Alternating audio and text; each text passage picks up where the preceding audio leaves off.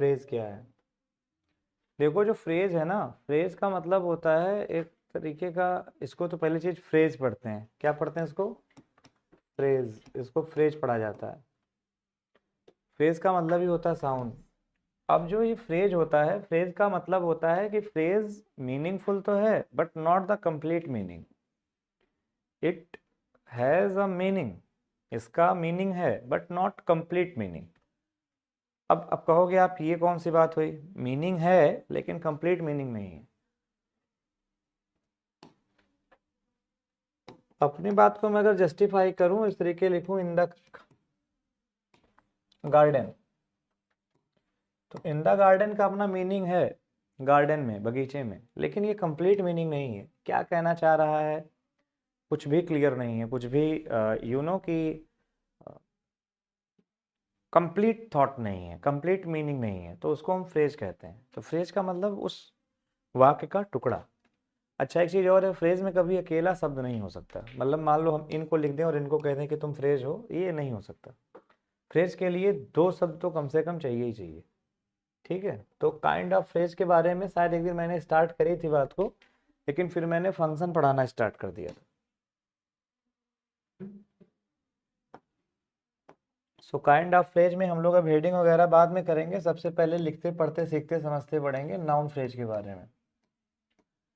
जिन लोगों ने पहले की वीडियोस नहीं देखी हैं, बेहतर सीखना चाहते हैं तो पहले की वीडियोस देखें, नहीं सीखना चाहते हैं तो देखते रहें।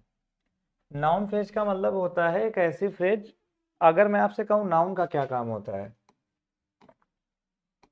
तो जो बच्चे पहले से मुझसे पढ़ते आ रहे होंगे उनको ये बात पता होगी कि नाउन का 3 काम होता है। क्या 3 काम होता है मानसू भाई? Very good.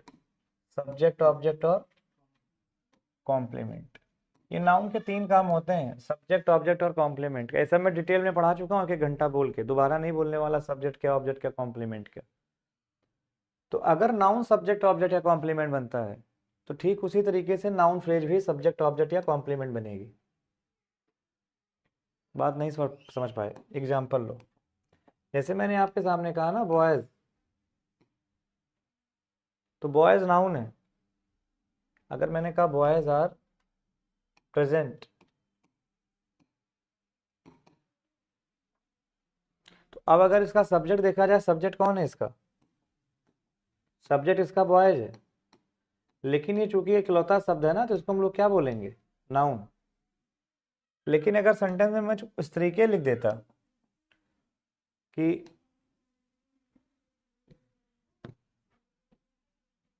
अगर मैं इसी बात को अपने इस तरीके कहता,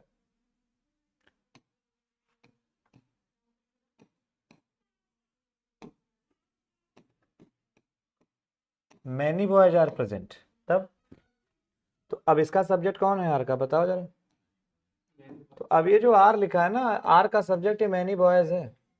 अब आर का सब्जेक्ट मैनी बॉयज है। अब चूंकि आर का सब्जेक्ट मैनी बॉयज है ना, तो मैनी बॉयज को नाउन तो नहीं कह पाओगे, हालांकि काम उस सब्जेक्ट का कर रहा है, बट उसको नाउन नहीं कह पाओगे। अब उसको कहोगे नाउन फ्रेज। तो लर्नर्स को ये बात समझनी चाहिए कि जो नाउन फ्रेज होता है, बेसिकली नाउन फ्रेज का जो मेन वर्ड होता है कौन होता है? नाउन फ्रेज का जो मेन वर्ड होता है, नाउन फ्रेज का मेन वर्ड एक नाउन होता है, सबसे पहले तो ये समझो। और वो काम किसका किसका करता है? सब्जेक्ट ऑब्जेक्ट या कॉम्प्लीमेंट का। नाउन फ्रेज खत्म हो गई। कोई भी एक ऐसी फ्रेज जो सब्जेक्ट ऑब्जेक्ट कॉम्प्लीमेंट बनने का काम कर रही हो, उसको नाउन फ्रेज कहा जाता है। क्या लिख रहा है बच्चे ये?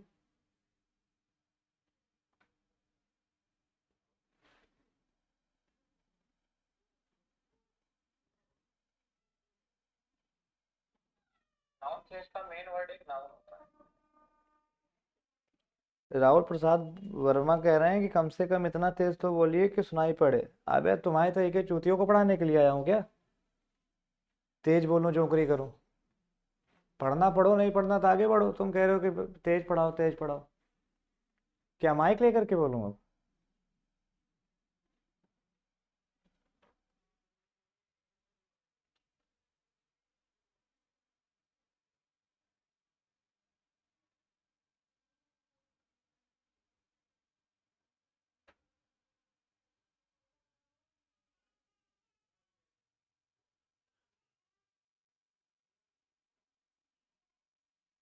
टीचर किस मूड में है, किस सिचुएशन में है, कितना फ्रस्ट्रेटेड है, कितना थका है, बच्चों को इससे कुछ लेना देना नहीं है।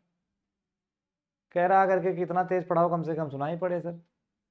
कोई आएगा वो सर्टिफिकेट मांगेगा, कोई आएगा कुछ करेगा। पढ़ना पढ़ो, नहीं पढ़ना घुसो बर्तन में, हम क्या करें।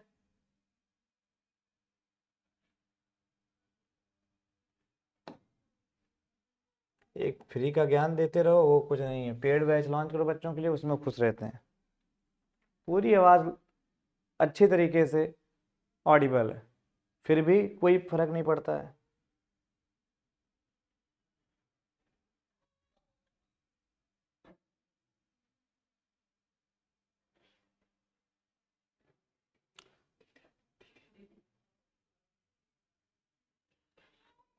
हम्म। अब बच्चों नाउन फ्रेज के कुछ एग्जांपल देख लो। राहुल प्रसाद वर्मा, आवाज सुनाई दे तो पढ़ो बेटा, नहीं पढ़ना निकलो, तुम्हारे लिए क्लास नहीं है ये। मजाक बना रखे हो बिल्कुल। कम से कम इतना तेज तो बोलो, ऐसे लगता है ससुर नौटंकी चल रही हो। ये यूट्यूब के टीचरों ने हालत खराब कर रखी बच्चों की, तेल लगा के तेल लगा के तेल लगा के।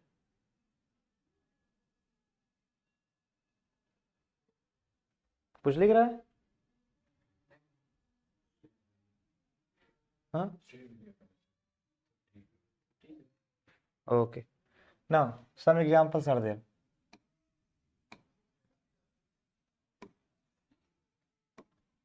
A very good boy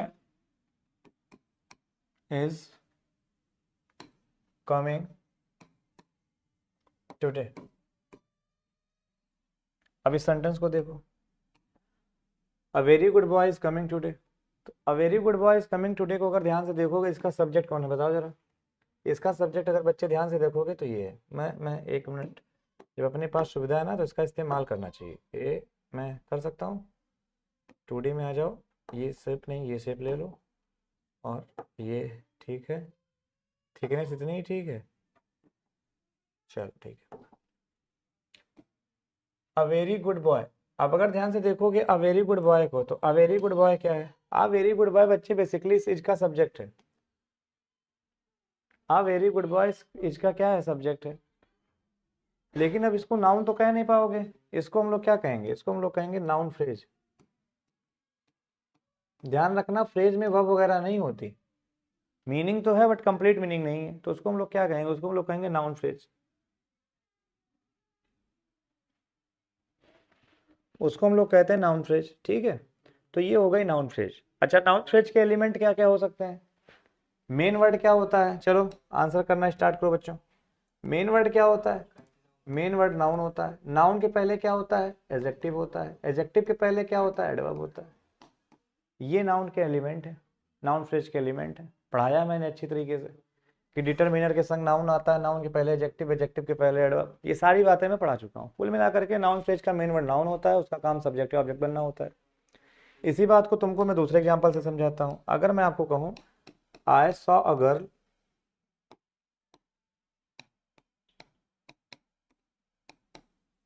in the market, I saw a girl in the market. I saw girl in the market को ध्यान से देखो, तो अगर इस I saw girl in the market को देखोगे तो सबसे पहले आ गर्ल तुम्हारा क्या है? भाई आ गर्ल क्या है? आ गर्ल ऑब्जेक्ट है। किसका ऑब्जेक्ट है? सबब का। लेकिन अब इस आ गर्ल को नाउन तो मानोगे नहीं, तो इसको क्या कहोगे? इसको कहोगे नाउन फ्रेज। क्या कहोगे? Noun phrase. अब तुम देखो द मार्केट को, अब द मार्केट क्या है? नाउन तो मानोगे नहीं, मेन वर्ड क्या है? नाउन। बट ये नाउन नहीं है, इसको क्या कह देंगे? Noun phrase. किसका काम कर रही है? ऑब्जेक्ट का, प्रीपोजिशन का ऑब्जेक्ट है। तो हमें समझने की जरूरत है कि नाउन फ्रेज को हम चाहे जो बना करके लिखें, उसको हम सेंटेंस में है क्या हुआ?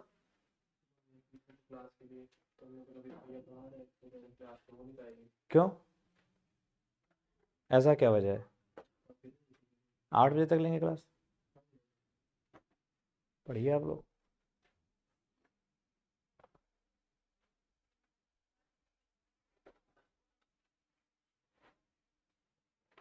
आर्यन शर्मा कह रहे हैं कि भैया HBTU में क्या था आज? आर्यन शर्मा कौन है? अच्छा, आर्यन शर्मा यार HBTU में टॉक थी अरुण सर की, मैं भी वहाँ गया हुआ था। ठीक है, चलो ये बातें समझ में आ गई। नाउन फ्रेज क्या होती है, नाउन फ्रेज के बाद समझना वर्ब फ्रेज क्या होती है। नाउन फ्रेज समझ गए, मेन वर्ड क्या होता है, नाउन काम क्या करता है। मेन वर्ड वगैरह मत पहचानो, उसके फंक्शन से पहचानो। फंक्शन उसका सब्जेक्ट ऑब्जेक्ट अगर कॉम्प्लीमेंट का हुआ, आंख बंद करके बोलो नाउन फ्रेज। अब आ जाओ, 10 तरीके की फ्रेजेज हैं, 5 तरीके की फ्रेज आज पढ़ा दे रहा हूँ, 5 तरीके की फ्रेज कल पढ़ा दूंगा, जिससे तुम्हारे ऊपर बोरियत भी नहीं होगी और मैं भी नहीं थकूंगा। ठीक है, वो हल्ला करने की बच्चों की आदत है। अच्छा खासा मूड में आए थे, अच्छा खासा पूरा आज एक ही दिन में पढ़ा खत्म कर देंगे।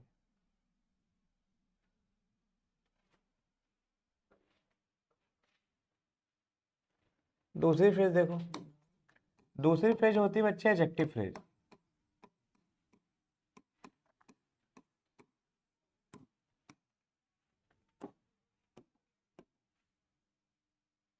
एडजेक्टिव फ्रेज क्या होती है, इसीलिए कहता हूँ फंक्शन की जानकारी होनी चाहिए। अगर मैं आपसे पूछूं एडजेक्टिव का फंक्शन क्या होता है, अगर मैं आपसे पूछूं कि एडजेक्टिव का फंक्शन क्या होता है, तो आप कहोगे एडजेक्टिव जो होता है वो नाउन या प्रोनाउन को या तो मॉडिफाई करता है या तो कैटेगराइज करता है। अपनी भाषा में कहोगे या तो वो व्हाट काइंड ऑफ का रिप्लाई होता है या तो वो विच वन का रिप्लाई होता है। ये सब मैं पढ़ा चुका हूँ। उसको हम लोग क्या कहते हैं, एडजेक्टिव कहते हैं। तो वही काम एडजेक्टिव फ्रेज भी करता है। बस एडजेक्टिव फ्रेज का मेन वर्ड क्या होगा, नाउन फ्रेज का मेन वर्ड क्या था, नाउन था। तो एडजेक्टिव फ्रेज का अगर हम कहें मेन वर्ड क्या होगा, तो एडजेक्टिव फ्रेज का मेन वर्ड क्या होगा, इसका मेन वर्ड होगा एडजेक्टिव। बात खत्म। एग्जाम्पल देख लो, अगर कभी मैं आपके सामने लिखूं आई एम गुड, तो गुड क्या है, एडजेक्टिव है। एडजेक्टिव फ्रेज मत कह देना, गुड एडजेक्टिव है, सिंगल वर्ड मतलब वर्ड है, वो फ्रेज नहीं हो सकता। लेकिन अब अच्छे अगर मैं सेंटेंस में इस तरीके लिखूं, आई एम वेरी गुड। अब मुझे एक बात बताना, कंसंट्रेट है। अब मुझे एक बात बताना, ये जो वेरी गुड लिखा है इसका मेन वर्ड क्या है, गुड क्या है। अच्छा, दोनों को साथ में पढ़ना हो तो क्या कहोगे, अब एडजेक्टिव नहीं कहोगे, अब कहोगे एडजेक्टिव फ्रेज। तो ये हो गई एडजेक्टिव फ्रेज। एडजेक्टिव फ्रेज एक ऐसी फ्रेज है जिसका मेन वर्ड क्या होता है, एडजेक्टिव होता है। चलो ये बात भी समझ में आ गई।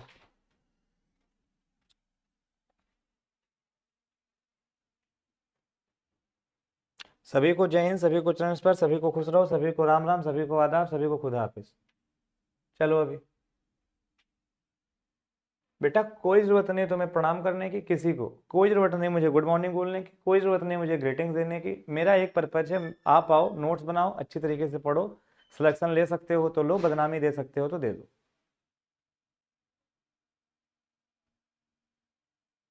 मैं मतलब पजल्ड हो चुका हूँ कई सारे स्टूडेंट से। कई सारे स्टूडेंट हैं जो बहुत ज़्यादा अच्छे हैं, जो हमेशा सपोर्ट करते हैं। कई सारे स्टूडेंट हैं उनको केवल कंप्लेन नज़र आती है। एक बड़ी अच्छी स्टूडेंट है, दिल्ली की है, उसने इंग्लिश पढ़ने के लिए मुझको 15,000 रुपये पे किए हैं, और मैं क्लास नहीं भी लेता हूँ तो कहती है हाँ सर जी आप रेस्ट करिए, वो सर भी नहीं सर जी लिखती है, कहती है आप रेस्ट करिए। एक ऐसे भी लोग हैं। और कल पता नहीं किस स्टूडेंट से मेरी बात हो रही थी, तो वो कह रही कि अब तक आपने कितने सिलेक्शन दिए। ये भाषा होती है बात करने की। भैया मैं किसी को दावत देने नहीं गया हूँ कि आओ मेरे पास पढ़ो, भाई नहीं पढ़ना है घुसो बर्तन में, मत आओ। तुम्हें जहां लगता जाके वहीं भूको, मत आओ मेरे पास। यूट्यूब इसलिए नहीं मैं पढ़ाना आता हूँ कि इससे मुझे बहुत पैसा आने लगेगा और मैं अरबपति बन जाऊंगा और फिर ये करूंगा फलाना ढिमकाना। इसलिए पढ़ाने आता हूँ कि मुझे लगता है अपनी नॉलेज को एक्सप्लोर किया जाए, उन बच्चों तक पहुंचे जो बच्चे वाकई नीडी हैं। आज मान लो हम हैं, कल मान लो हम ना रहें, तो कम से कम वो नॉलेज तो सेव रहेगी। कोई बच्चा दूर गांव का है वो तो पढ़ सकता है, नंबर मैंने अपना दे रखा, बात करके पूछ तो सकता है। अब कोई बच्चा आया कह रहा तुम्हारी जुल्फें टेढ़ी हैं, कोई बच्चा आया कह रहा तुम्हारा भगुआ सीधा है, कोई कह रहा अरे आप वो चमक रहे हो। पढ़ने आए हो कि यहाँ तुम अब कानपुर की भाषा में कहे बकलोली करने आए हो। पढ़ाई करने के समय केवल पढ़ाई करो, कुछ मत करो। लाइक शेयर कुछ मत करो, पढ़ाई करो केवल। चलो एडजेक्टिव फ्रेज हुई। अगला फ्रेज देखो,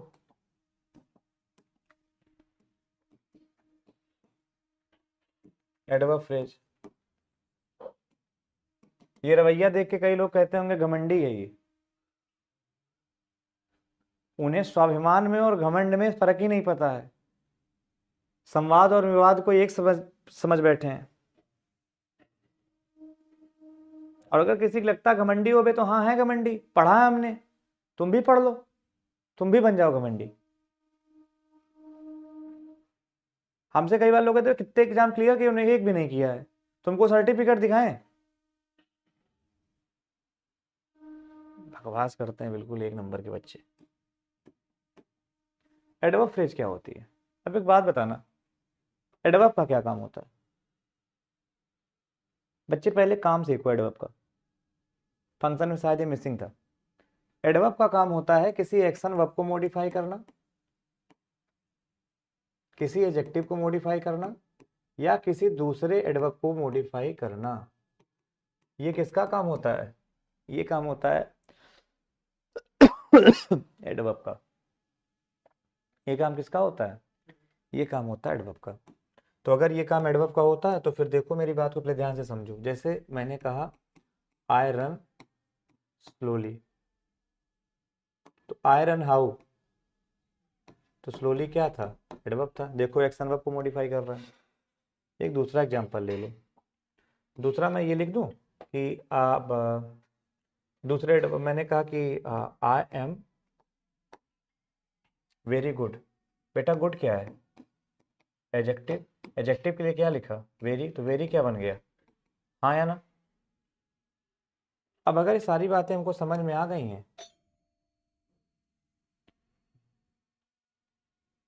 अगर ये सारी बातें हम लोगों को समझ में आ चुकी हैं तो आज एक सेंटेंस और देख लो, I run very slowly.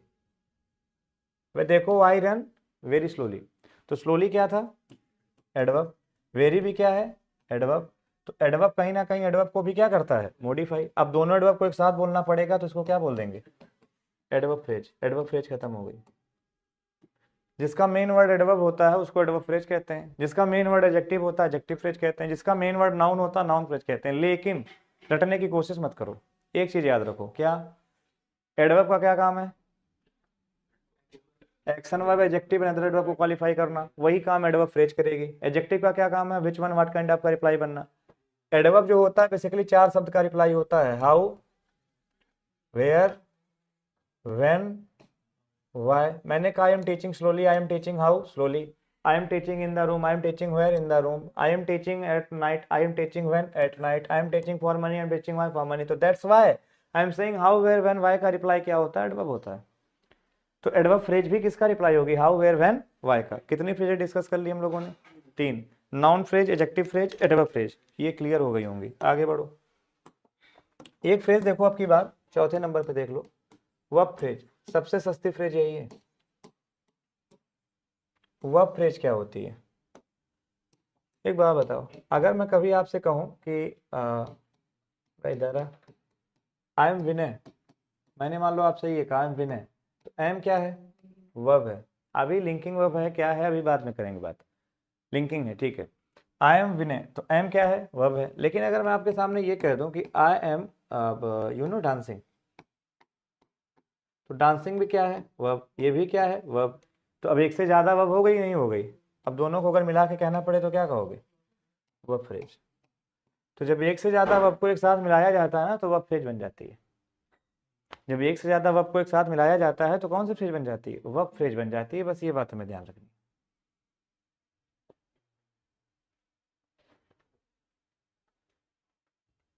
Amit ji नमस्कार। नमस्कार, मैं बिल्कुल ठीक हूँ अमित जी, बस थोड़ा सा इन बच्चों की वजह से आज।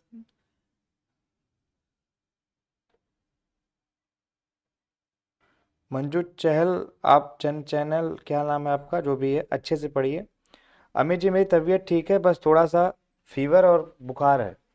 फीवर बुखार कहने का मतलब फीवर और गले में दर्द है, इसलिए मैं धीरे धीरे बोल रहा था। एक बच्चा कह रहा कम से कम इतना तेज बोलो कि हम सुन लें। मूड खराब कर दिया उसने आते आते। हम, आप विश्वास नहीं मानोगे, काका देव से अभी आए हैं शुक्लागंज होते हुए, और आ करके हम नीचे रुके हैं। चाय मैं नहीं पीता हूँ, लेकिन चाय मैंने एक कप पी, इसके बाद ऊपर आ गए, तुरंत पढ़ाना शुरू कर दिया। लेकिन ये बच्चे नहीं समझते। हम तो बड़ी खुशी मन से कहते हैं पढ़ना पढ़ो, नहीं पढ़ना है तो घुसो बर्तन में ससुर, हमसे कोई मतलब नहीं। वह फ्रेज हो गई। अब थोड़ा सा एक से ज्यादा वर्ब मिली, वर्ब फ्रेज सिंपल सा बोल देना है। मान लो मैंने सेंटेंस में ऐसे कहा, आई डू नॉट गो। अब डू और गो को एक साथ बोलना होगा तो क्या कहोगे? वर्ब फ्रेज कहोगे, बात खत्म। 4 फ्रेज क्लियर हो गई। 5वीं और आखिरी फ्रेज पढ़ लो। 5वीं फ्रेज को देखें। मालूम है अभी मुझे इस समय कितने बच्चे देख रहे हैं? 21। थैंक यू सो मच, मेरे लिए बहुत है। मैं जब आता हूँ 21 25 दिखते हैं तो मैं क्या दिक्कत करूँ भाई? बहुत अच्छे बच्चे मेरे ये 21 जो मुझे देख रहे हैं, बहुत अच्छे बच्चे हैं ये जो 21 देख रहे हैं।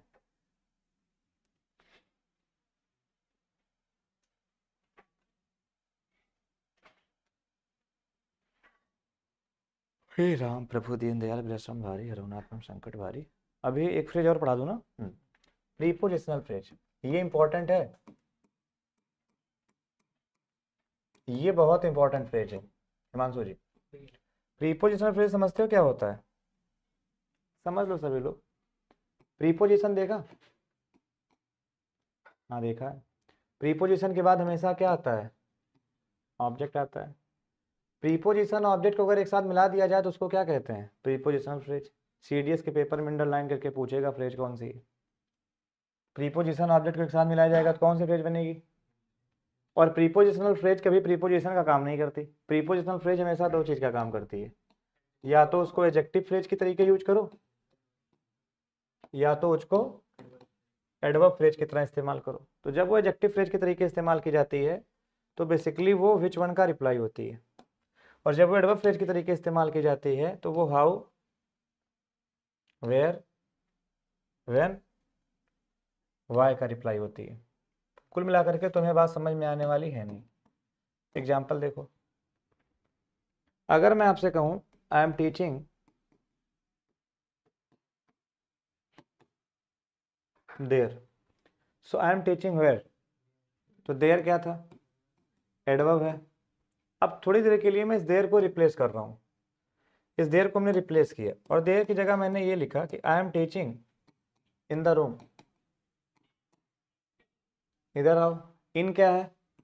Preposition. The room noun phrase है, द रूम नाउन फ्रेज है, ऑब्जेक्ट का काम कर रही है। अब प्रीपोजिशन के साथ क्या आ चुका है?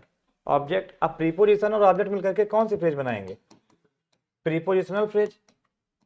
लेकिन प्रीपोजिशनल फ्रेज कभी भी प्रीपोजिशन का काम नहीं करती, या तो एडजेक्टिव या तो adverb. So I am teaching where, I am teaching where, तो रिप्लाई मिल गया इन द रूम, तो ये भी क्या हो गया? एडवर्ब हो गया। अच्छा, अगर मैं इसे, अब कोई इतने मतलब ऐसे ऐसे लोग कहते हैं इनसे देखो तो हमेशा एडवर्ब मान लो। अब इधर आ जाए, सेंटेंस लिखता हूं, the boy in the room is my cousin. Cousin के साथ ब्रदर और सिस्टर नहीं लगाते, ध्यान रखना। स्पाउस के साथ हस्बैंड एंड वाइफ नहीं लगाते, ध्यान रखना। अब the boy in the room is my brother, अब ये इन द रूम क्या है? एडवर्ब है, ये एडवर्ब है। अब इस बॉय में क्वेश्चन कर रहे हैं विच वन, कौन सा? कौन सा बॉय? कौन सा बॉय तुम्हारा कजिन है? इन द रूम। अब ये इन द रूम किसकी इंफॉर्मेशन है? बॉय की। बॉय क्या है? नाउन, और नाउन की इंफॉर्मेशन कौन होती है? एडजेक्टिव, तो इसको कह देंगे adjective phrase. In the room ये भी है, इन द रूम ये भी है, बट एक एडजेक्टिव है एक एडवर्ब है, तो रटना नहीं है। प्रीपोजिशनल फ्रेज एडजेक्टिव का भी काम करेगी, प्रीपोजिशनल फ्रेज एडवर्ब का भी काम करेगी। अगर प्रीपोजिशनल फ्रेज हाउ का रिप्लाई है, वेयर का रिप्लाई है, व्हेन का रिप्लाई है, वाई का रिप्लाई है, तो एडवर्ब मैंने लिख रखा है यहाँ पर ऑलरेडी। और अगर वो प्रीपोजिशनल फ्रेज विच वन का रिप्लाई है तो वो एडजेक्टिव। इस तरीके से हम लोग बच्चे प्रीपोजिशनल फ्रेज को आसानी से ग्रिप ओवर कर सकते हैं।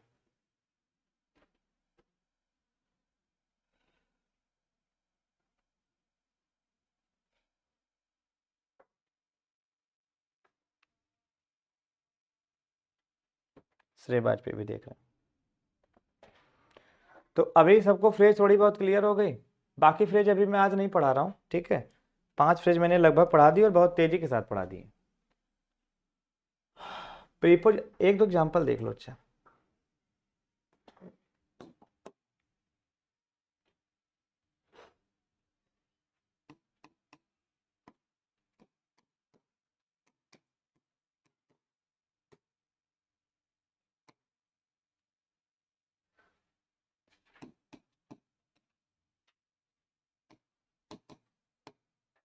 ये इन द गार्डन क्या है बच्चों, कमेंट करो।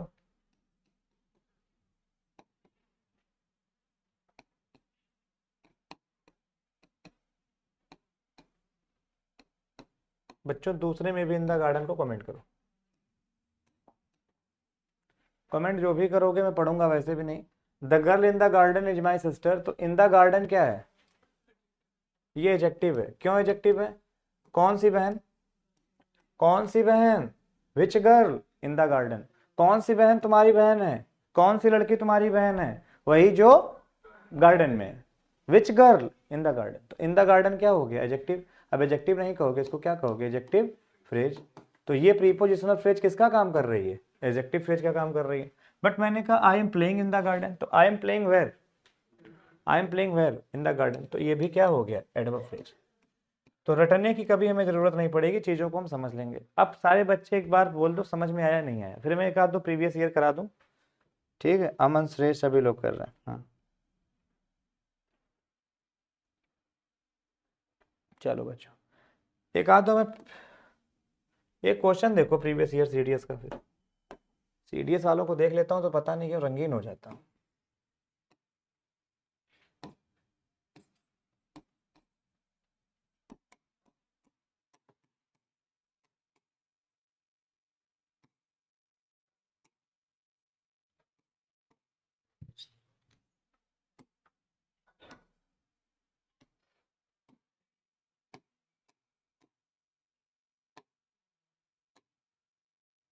सीडीएस, ए सीडीएस होता तो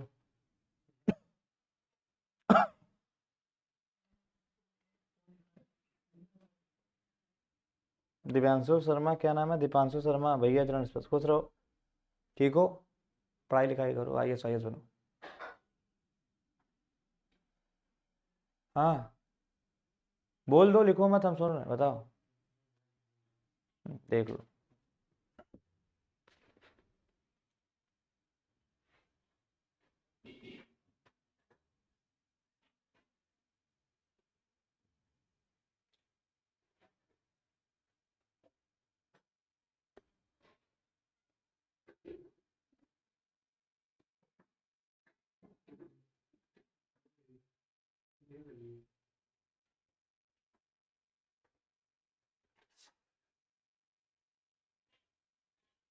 चलो बच्चों उत्तर दो।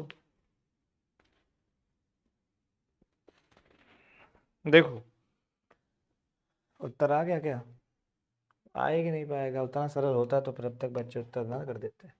इधर आ, आई रन स्लो सही है, आई रन स्लोली सही है, आई रन स्लोली सही है, आई रन हाउ, पहले उत्तर दो इधर, आई रन हाउ, तो हाउ का रिप्लाई जो भी होता है वो क्या होता है, हाउ का रिप्लाई कभी भी एडजेक्टिव नहीं होता। अच्छा, an effeminate is a person who acts how, womanly, तो ये तो एडवर्ब है, सही है। लेकिन ध्यान रखना, जब कभी किसी एडजेक्टिव में एलवाई लगता है तो वो एडवर्ब बनता है, लेकिन अगर किसी नाउन में एलवाई तुमने लगाया तो फिर वो एडजेक्टिव बन जाता है। ये नहीं पता है तो पता कर लो आज से।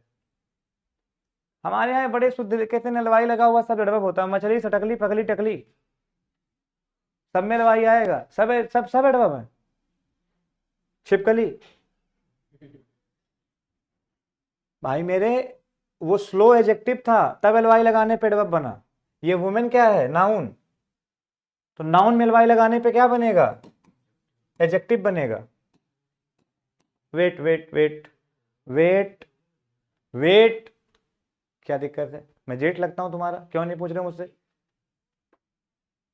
अजीब है चिरकुट ससुरी। An effeminate is a person who acts womanly. अब समस्या ये है कि हमें क्या चाहिए, हाउ का रिप्लाई चाहिए, बोलो हाँ या ना। हाउ का रिप्लाई एडजेक्टिव होता नहीं है। अब हाउ का रिप्लाई अगर एडजेक्टिव नहीं होता है तो वहां एडवर्ब कैसे फिट करें? तो एक काम करो, इसको ऐसे लिख दो,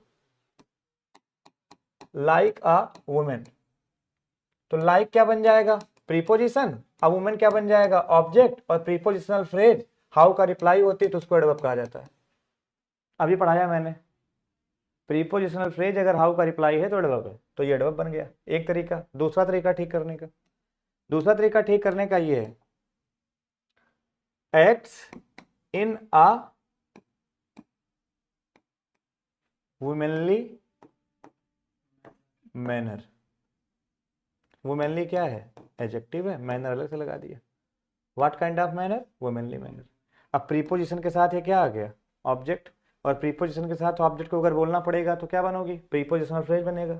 अब प्रीपोजिशनल फ्रेज अगर हाउ का रिप्लाई तो क्या बनेगा? एडवर्ब बनेगा। तो या तो वैसे ठीक करो या तो वैसे ठीक करो, वुमेनली लिखना गलत है। तो वुमेनली है, फादरली है, ब्रदरली है, सिस्टरली है, ये सब गलत हो जाता है। ठीक है, तो ये सारे वर्ड मतलब बच्चों को समझने चाहिए। बाकी ये सब तो मैं पढ़ाऊंगा, अभी बेसिक पढ़ा रहा हूँ तो ये सब इंपॉर्टेंट नहीं है, बट पीवाई को रिलेट करने का मन हुआ तो मैंने कर लिया। कई बार बच्चे कहते हैं फ्रेज कहाँ पढ़ा रहे हो, पेपर में कब पूछे जाएगी? तो बेटा एरर से लेकर के क्लोज पैसेज तक का तुम्हें ढूंढ ढूंढ के मारेगी, और इतना पटकेगी उठा के तुम पटक नहीं पाओगे। इसलिए सब कुछ तुम्हें पढ़ना पड़ेगा, फ्रेज पढ़ना पड़ेगा, सब पढ़ना पड़ेगा। आज के टीचर जानते हो कैसे बच्चों को लूट रहे हैं? कहते हैं टीजीटी के लिए तुमको इंग्लिश अलग पढ़ाएंगे, पीजीटी के लिए तुमको इंग्लिश अलग पढ़ाएंगे, सीजीएल के लिए तुमको अलग पढ़ाएंगे, एयरफोर्स के लिए तुमको अलग पढ़ाएंगे, एनडीए के लिए तुमको अलग पढ़ाएंगे, टायर 1 के लिए अलग पढ़ाएंगे, टायर 2 के लिए अलग पढ़ाएंगे। इनको सबसे पहले जहर दो। इंग्लिश एक जैसी पढ़ाओ एज ए सेकंड लैंग्वेज, शुरू से लेके अंत तक का विस्तार करके खत्म करो उसका। भाषा या तो आएगी पूरी, हो जाएगी तो पूरी। ऐसा हो सकता है क्या कि भाषा अधूरी अधूरी सीखी जाती हो? रूल बना दिया, रट्टा बना दिया, ये कर दिया, वो कर दिया। So I don't care about them, but मेरा जो लिटरली ओपिनियन है वैसा है। हाँ, अतुल दीक्षित, राम राम भाई। चलो ठीक, आज की क्लास यहीं तक। Ram Ram, take care, bye bye, take care.